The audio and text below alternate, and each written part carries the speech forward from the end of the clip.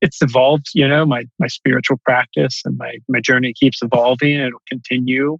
But I'm in a space now where I have kind of a care routine for myself and for others that really allows me to be more present, and to not be an egomaniac or a narcissist. And so it's like all those things kind of sit on my shoulders, and I have a lot of fear. I have a lot of fear about falling in the same pattern. And so, I was an addict to all those things, and it's daily work and a daily practice to not fall back into the same routine.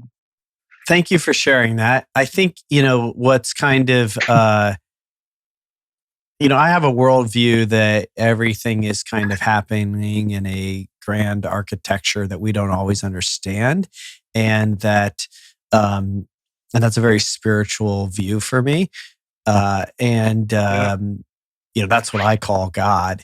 And when I hear, your journey and I hear the kind of rise to, a very visible, prominent, success story in this community, with the platform that you have, the audience that you have, people know you, they care about you, they like you, they, listen to you, right? Even if it was the old you, that all got built.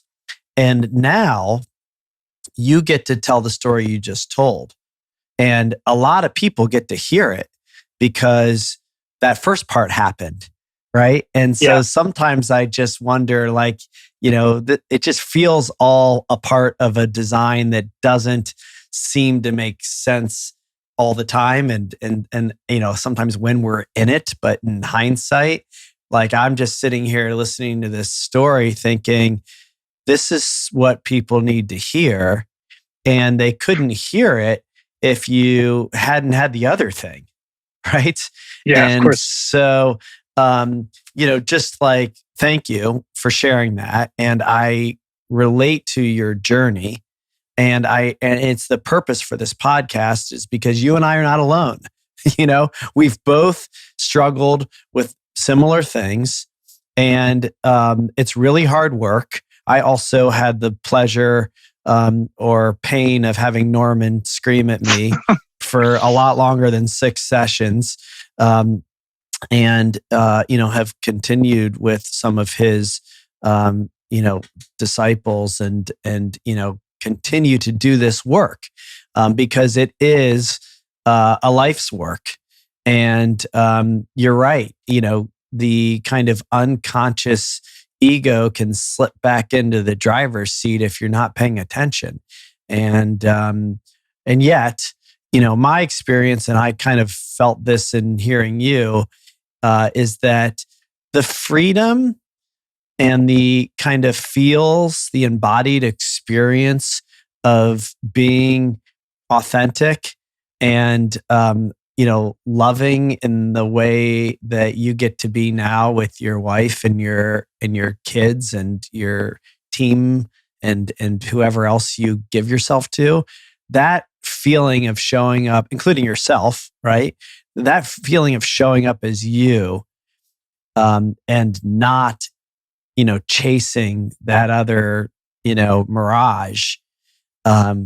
Once you can kind of taste that enough, you realize how much better it is. And that's how, you change is by getting a real taste that, there's a freedom in just being that's so much better than, whatever high you got from whatever accolade you were given, Anyway, I see that in you. I heard that in your story.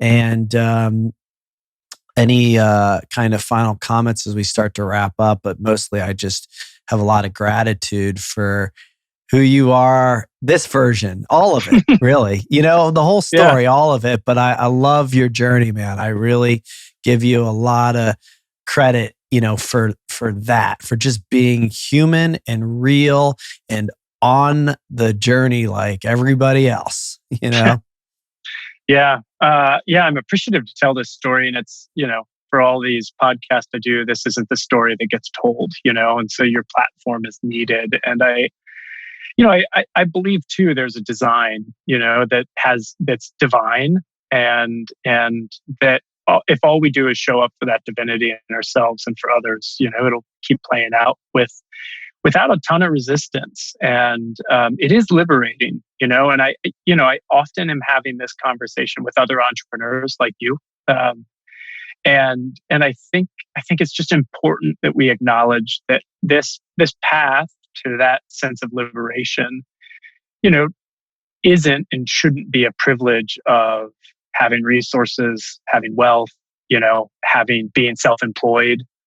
And just increasingly we, as a community of entrepreneurs and a community of other divine beings, just need to think about how do we create this space and hold this space for others to have.